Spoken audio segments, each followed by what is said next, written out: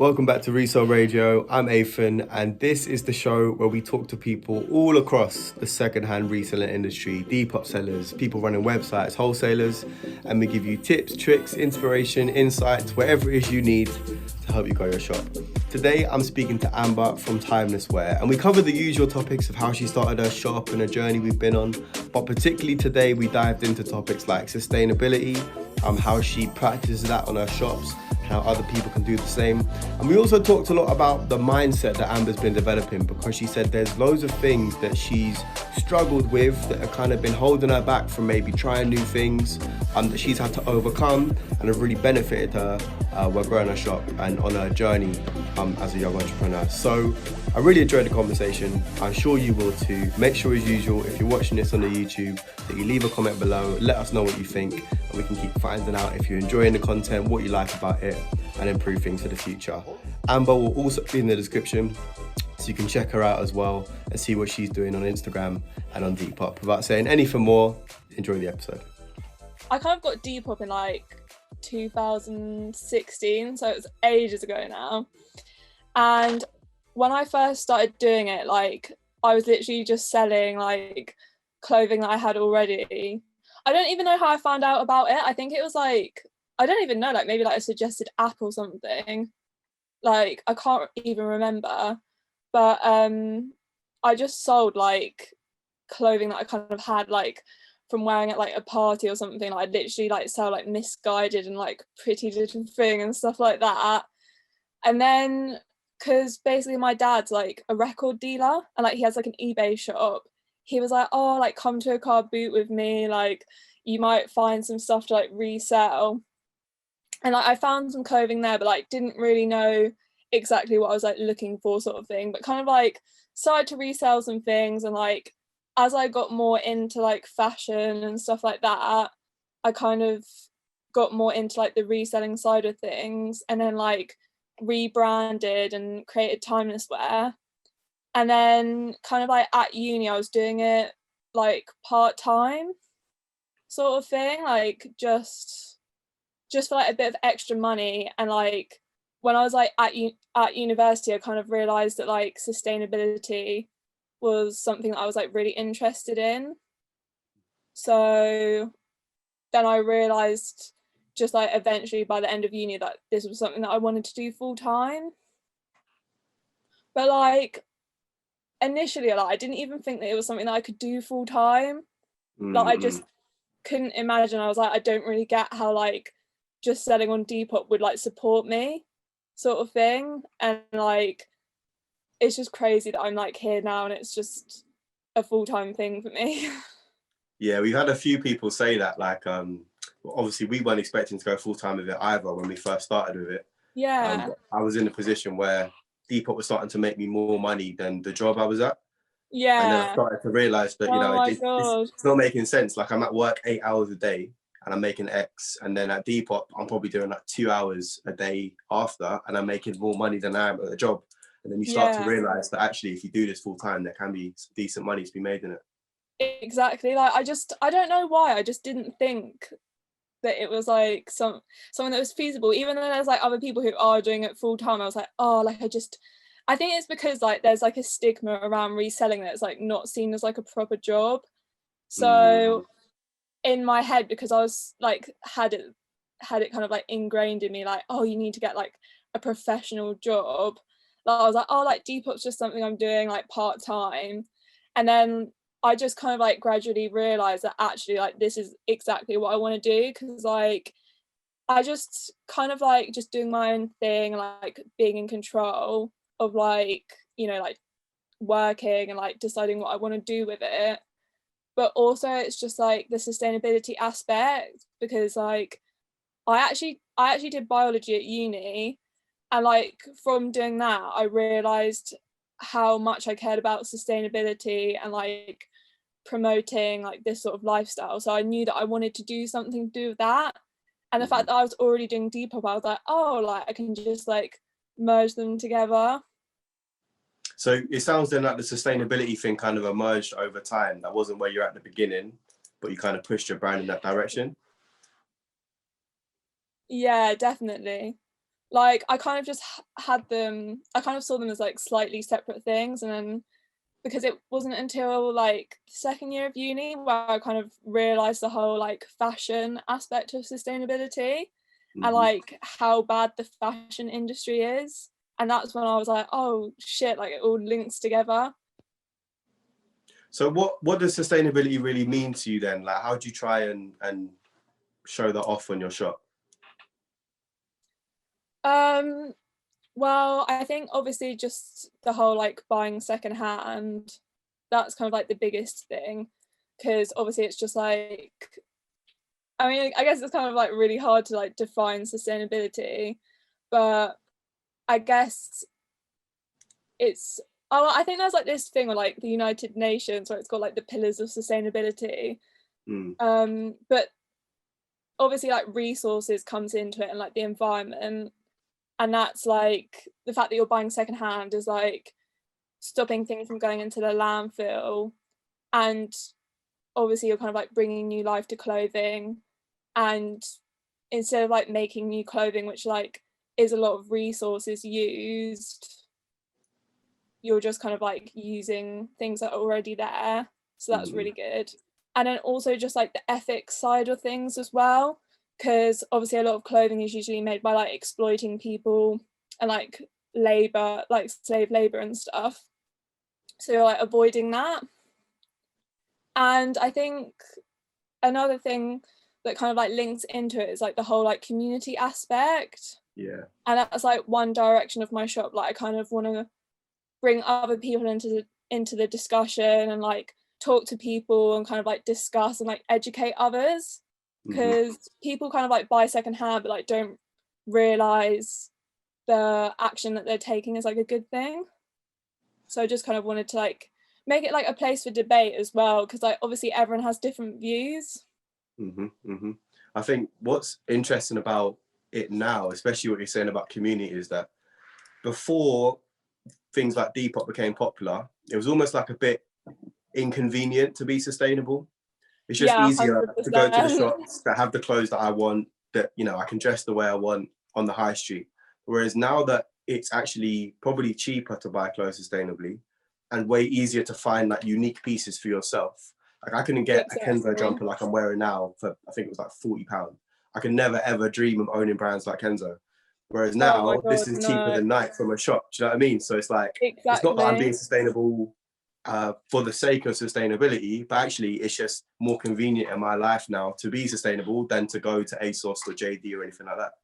Exactly. 100%. Because like I remember like thinking about sustainable fashion even like 3 years ago, and I thought of like quite ugly kind of clothing. Like I don't Hmm. know if you like ever thought of it like that as well, but like I feel like there was a thing about like sustainable fashion brands and they weren't like creative. They just have like really kind of like basic designs and stuff. And now it's just actually mental, like the amount of designs that people come up with, and like just the creativity in like upcycling is just crazy. Hmm. Like it's So actually mad. do you do a lot of that, the rework, upcycling stuff? I want to like delve into it more. I'm like I'm like a really really basic, so like I can do a hem. I like do some hemming and stuff.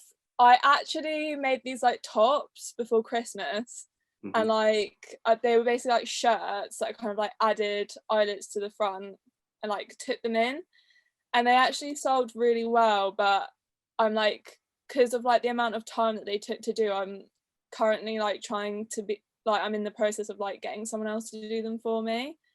But I definitely want to like include more like upcycled pieces like on the shop. Like I'm actually kind of like in the middle at the moment of like doing some designs, but it's actually like so time consuming, like finding like the right sort of material for it and like what kind of like avenue to go down. So that's like something that I'm trying to do at the moment, like on my shop, because that's always been like something that I've eventually wanted to add, as well as Hmm. like secondhand clothing, have like upcycled or like my own sort of designs. Yeah, yeah.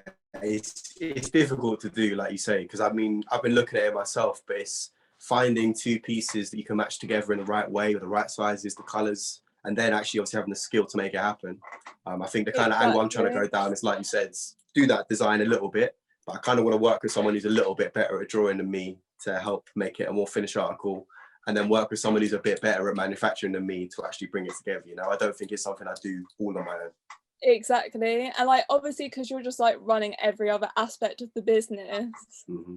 like it's literally impossible to do absolutely everything. Mm-hmm. Like you need to like decide, don't you, like, okay, so I'm going to do like this job, but then I need help with this one, and like just like deciding like which one is like more important to do as well. Like just like allocating your time is so difficult. Yeah, because you've got a lot of different things going on. You've got your TikTok, your Depop, your website, your Instagram. How do you manage doing all that stuff? I don't manage. Do you have like any other like social media accounts or? Yeah, so we've got our main YouTube content, and we've got a Yeah. TikTok and an Instagram. But even then, we're not really as active on the TikTok as we want to be yet. And we've not we put our YouTube content, but we've not had the same focus on the Instagram, because we got the same problem, you know, running the Depop, producing this content, getting it out to people, DMs. At the beginning, it was easy, took a couple hours a day. Honestly. Now, you know, just on DMs, you could spend all 12 hours speaking to people. There's a lot to do. Exactly. I think it is really, really hard to allocate your time. Like with TikTok, like I definitely like at first, I just really didn't want to do it. Because like I saw that it was like a good, like obviously it's just such a good place to like gain a following, but like initially I was just like, oh, I just really don't want to do it, because like obviously it's like, again, like videos, having to do stuff in front of the camera, and I was like, I actually hate being in front of the camera. Like, and I spoke to people and they're all like, oh yeah, like the key to TikTok is doing like really clickbait stuff, so it's like doing all of the trends, like doing all of that stuff, and like it's kind of like not me. But I was like, I really want to just like push myself and kind of like give it a go to just like see what I can get from it. Do you agree with that? Do you think it's all about trends and that sort of stuff? On TikTok, like it definitely is. Like I like the more I make my videos kind of more generalized, and like, well, not generalized, but like the more I kind of like take inspiration from other videos and make them like into a format that's like really viral on TikTok, like the better they seem to work and like the more views they get. Yeah, I mean, I kind of agree. Like I do think that you have to, like the word I use is native. So you can't just put an Instagram reel on TikTok, because it doesn't make sense on that platform. You kind of got to make it TikTok-y with using certain kind of music and certain kind of edits. But I do also think that whenever we've tried to like just copy a trend and do it like how someone else has done it, it's never really resonated. And that it's kind of better to just sort of take inspiration from how they're doing it, because it's working, but definitely try to do your own thing on it, because then you can usually execute it a lot better in my experience. Yeah, no, definitely. So how long have you been on the TikTok platform for? Literally like 4 months maybe. Yeah. And like at first I just really didn't want to get it. I was like, no, I'm not gonna get it. And then I just realized that it was actually like so good for marketing. I was like, do you feel more comfortable on it now? Definitely now, yeah. Like at first, I think it's just because it's like a new thing, isn't it? So you're just like, oh, like I don't really know what I'm doing. And like you're just starting from scratch. But like I'm definitely like more into it now. Like I'm trying to like incorporate it into my week, so it's not like too much effort to do. Like if I'm doing an activity like to do with my shop, I'll be like, oh, okay, I'll try and make this into content for TikTok then. Yeah, I think that's the perfect way of thinking about it. Like the easiest content to make for me is just documenting. Like this is literally what the podcast is. It's basically just a conversation between two people, and we document it and share it with other people. You know what I mean? It's just so much easier than thinking of all this stuff and, you know, being mad creative designing all these videos, because I just haven't got that stuff in my head. 100%. I think it's just like easier to execute as well, because you're already doing it anyway, and then it's just like it's just a little bit extra to have on the side. Like, oh, like say you get new stock or something, like, oh, okay, I'll just do like an unboxing video, so I'm gonna do it anyway. All I need to do is add the camera. Completely It's just agree. like stuff like that.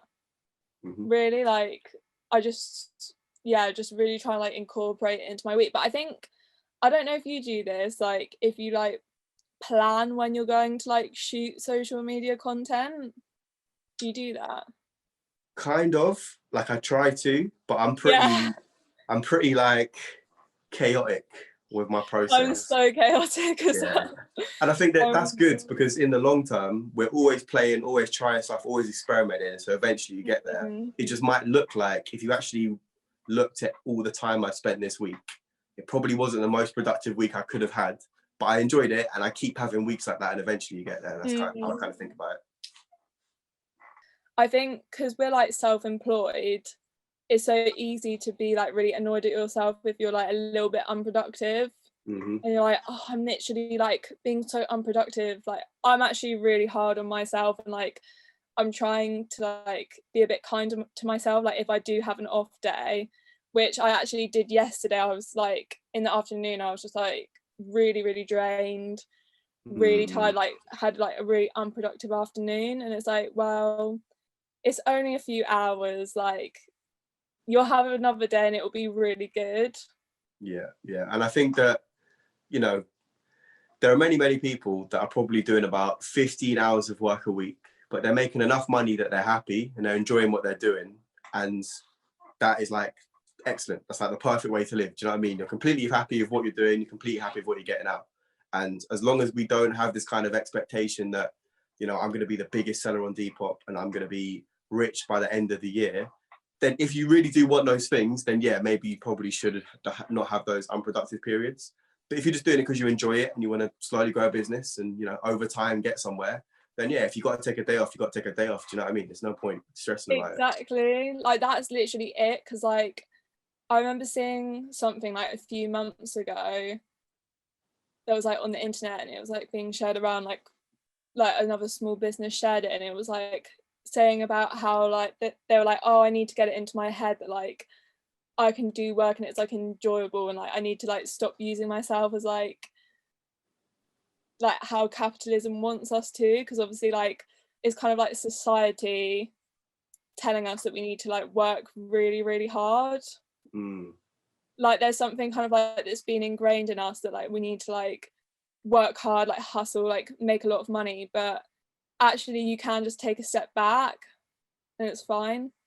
Yeah, I think that's actually true. I hadn't thought of it before, but I guess like when you go to a job, someone else is paying you, and so their incentive is to make you work as much as possible. Like, you know, when I first had my job at McDonald's, it was constant. Like you just didn't stop the whole time to get the maximum out of it. But then, you know, that's because you're being employed by someone. They wouldn't get their money's worth.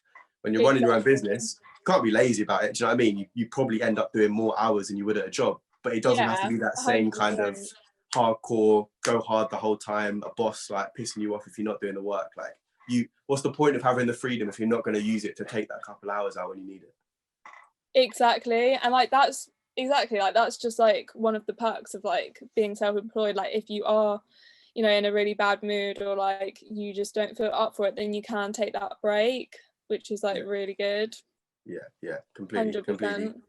It's nice because, like we said, when you go to a job, you have to kind of, there's certain things that aren't negotiable. Like you have to get up early in the morning and get there for 8. Whereas I am like not a morning person. I literally woke up like, it's 2:00 now. I woke up like an hour ago, if that. Oh my God, did you? Because I like the night. Like as soon as it hits about 7:00, my brain just starts flowing and I just get all this energy and I can just go for like 4 in the morning.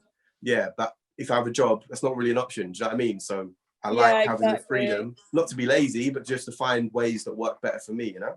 Exactly. I guess that's why it's like really good for like people who aren't able to work full time as well, because like I've seen like a lot of conversation on the internet about like people who are like disabled or like have restrictions like with mental health and stuff, and they found like reselling really good. They've been like, I can work within what I want to do, so it's been like a savior for them, really, like just being able to like resell. So that's really good. Yeah, it's a very good point. I hadn't thought of it. Very good point. Yeah. Tell me about your website a little bit and how that lines up with Depop. Well, I was actually like really lucky because my stepdad actually does website design. Nice. So Yeah. he was like, I'm gonna make you a website. And I think it's obviously just because Depop take 10%, which actually really adds up. Like, obviously it's really good because like they give you a lot of traffic, and like obviously like without Depop I wouldn't have had my customer base. But I think with like particular items, it's like it's, that you know are going to sell, it's like good to have them on the website. And I kind of like wanted the website so I could have like a few more exclusive items, and then eventually like as my kind of like business grows a bit bigger, then probably like move even more things over there, or like just have like everything on Depop and like everything on the website as well so people can choose. Yeah. And like I guess I just kind of like made it, and like there's like a blog on there that I'm hopefully going to add a few bits to, and I just thought it'd be like the next step in kind of like developing my brand when I have made it. So it was definitely like I was definitely really happy with it when it was made, because I did like a kind of like exclusive curated edit, and I was like so nervous. I was like, who's gonna buy anything on there? Like, oh my god, like everyone's gonna like not want to go on there. But actually like quite a lot of the things sold on there like really quickly, so I was so happy. Yeah, I think it's the same process to when you start your website, your TikTok, your Instagram, whatever it is. The first bits of content, the first stuff you make, you always just think like it's going to be shit, it's not going to work, and people aren't going to like it.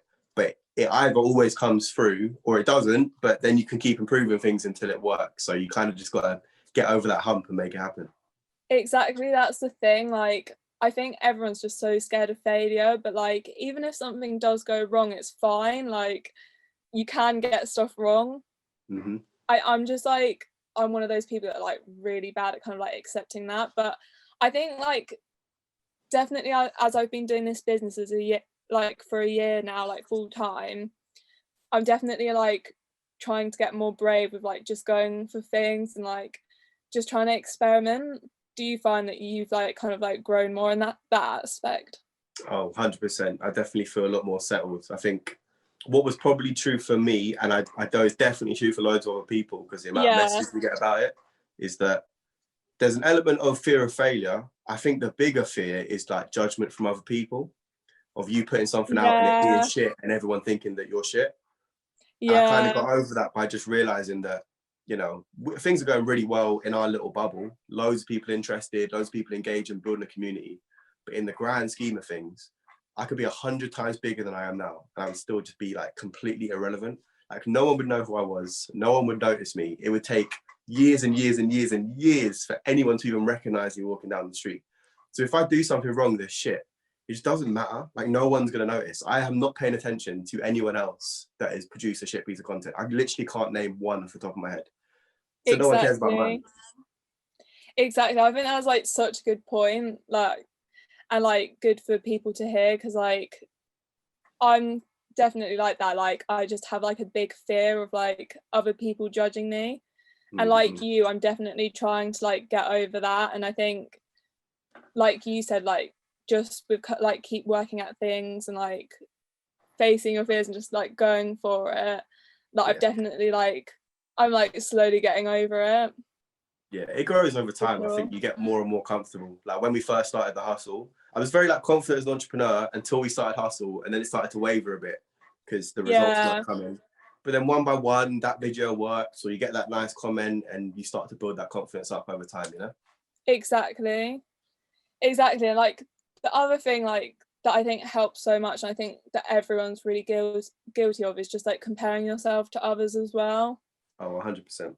Like I hate that we just like everyone does it. Like I wish I didn't do it, because I was actually like, I think it was like just before I kind of moved out in September, I was like quite upset actually, because I was like comparing myself a lot to like other people and like their progress and like comparing it to mine. And then I just kind of like set myself aside and I was like, look, like you're not going to be happy if you keep doing this. Mm-hmm. And like I've been trying to like change my mindset, and I'm like getting to a point where I'm definitely like more accepting, like focusing just on myself, and I think it's just so helpful to like do that. Yeah, you seem like very self-conscious of your mindset and kind of where you're going wrong, where you're going right, and trying to do something about that. Yeah, I'm trying to be, because I think it's just like really important in like just like your growth and also like your happiness. Mm-hmm. So yeah, like it's something that I'm definitely like quite conscious of. Yeah, I think it's important. Me and Nick are both on the same page. Like, I like the podcast kind of going in this direction. At the beginning, it was very much just about what is Depop, how do you make money, what should I do on it, and like we dive into those topics.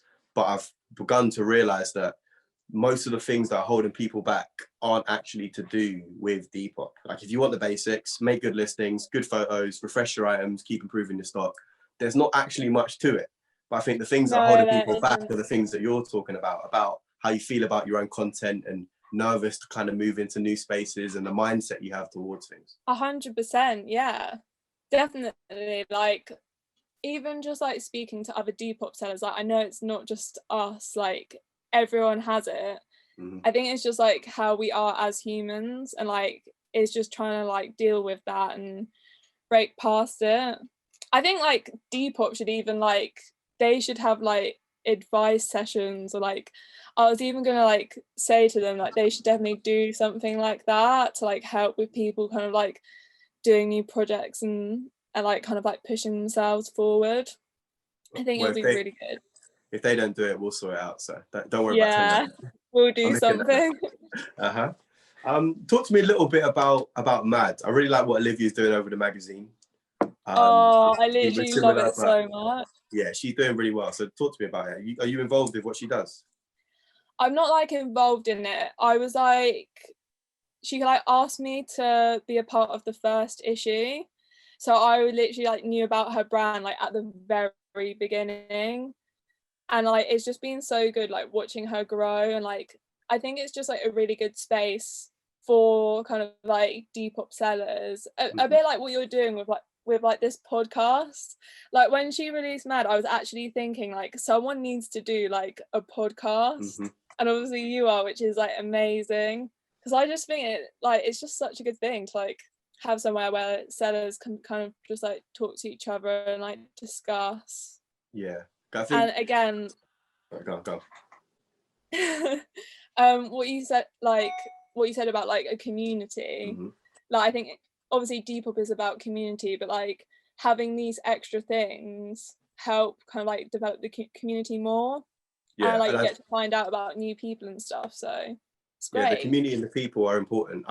It's like you always know it's there because there's 15 million people on the app, but before we started this, I didn't know where they were. Like I wasn't speaking to anyone, there was no way of communicating. But since like I've just by spending time learning about other sellers, we have learned so much about our mindset, about being an entrepreneur, about selling on Depop and making money in that space, that it's just no amount of research on the internet, trial or error or any of that could have been replicated by just the 25 conversations I've had on a podcast speaking to sellers like you. Know, it brings something completely different to talk to other people doing what you're doing. Yeah, I know, because like everyone obviously has like a slightly different viewpoint, or like they'll just talk about something really like specific, won't they? Because I saw that you were talking to a few people about like wholesalers and stuff like that, which like seemed really good. And like obviously we're kind of talking about like mindset. So you handpick everything then? You're doing charity shops, eBay, Depop, that sort of thing? Yeah, I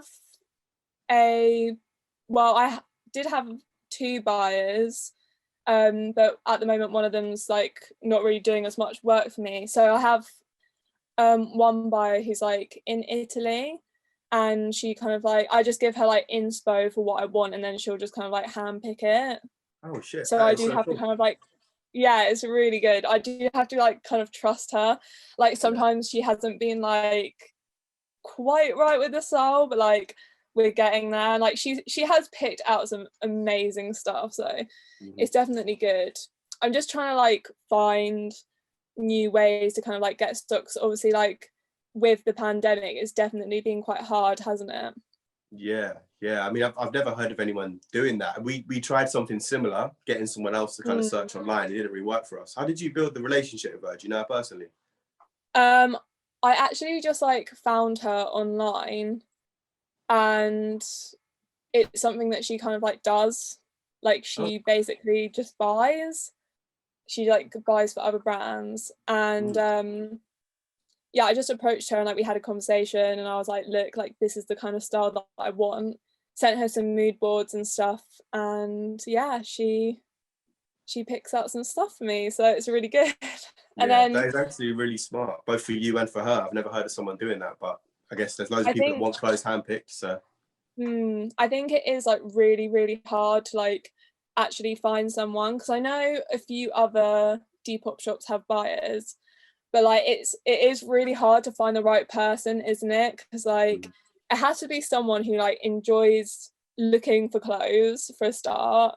They have to have the eye, they have to know exactly, and like also they have to like not want to build their own business, like they just want to do like the buying aspect. yeah, yeah. I mean, it's a good bit of advice. I've never heard of anyone doing it, so I'm sure there's a lot of people writing that down on a piece of paper now, and they're going to start searching about on Instagram. So Yeah. it's a good little No, tip there. like it is definitely like a really hard one. Like I just kind of like heard about it through a few other people, and then there was like one girl that I knew who's like really, really into like looking online on eBay and like secondhand clothing, but she didn't have a Depop shop. So I was like, oh, okay, like I'll just see if this would be something that should be up for. And yeah, it just kind of like went from there. Yeah, But yeah. yeah, like I think if like you do want to look for like a buyer, like you just have to keep trying, and hopefully like someone will come along. Like it is like a lot of chance, really. Yeah, I think that's true of lots of ways to supply in your shop. You know, finding that right wholesaler, finding someone like you have, it is a bit of luck. But if you just keep It trying all is. sorts of different things, eventually you might find your spot that you kind of, you know, you go off and then you turn into like a Callum's cupboard where he found like such unique stock that no one else is selling it on Depop. So you've got to play around with things, I think. 100%, yeah. I think it's just like comes with like experience, and like the longer that you've kind of like done it, then like the higher chance you are that you're gonna like find something new to try. And like Yeah. obviously like once we're allowed back out again and like it gets into the summer, people get like a lot more opportunity to like do this sort of thing, like meet people and like find suppliers and like just more stock. So Yeah, completely. I think you're right. Um, Thinking back then to your Depop, yeah. what advice would you give sellers that are kind of a lot further behind? They've got less sales, they're trying to work towards a point you're at. What would you tell them? Definitely like about the kind of like self-belief, and like just kind of like don't doubt yourself, and I would say like don't be afraid to like try new things, because I think like the biggest thing that I've learned is like to just keep experimenting and like just like try something new, like just go for it. um yeah, just don't like hold yourself back, basically. Like I think people get like worried or like feel like they can't do something, but if it doesn't work, then like it doesn't matter. Yeah, and I think that will help a lot of people, because you'd be surprised the number of DMs that are literally asking that exact question. I'm afraid of putting this bit of content out, or there was one person who was struggling with the name of their shop for months, and it's just all these little things that seem like problems, but really they're not the problems. It's the whole mindset and approach to this business, this activity that is the problem, I think. Yeah, definitely. And like also like there's definitely like some courses that you can do online that can like help with things. Like I've done one course on like sustainable fashion, which was like really insightful. But like even just like, you know, if you want to get into like upcycling or something, like don't be afraid to like look online for like tutorials or like ways to like improve your skills. Mm-hmm. Mm-hmm. I think that's like really good. Like just always like work on kind of like building your kind of like repertoire of skills. That's really good.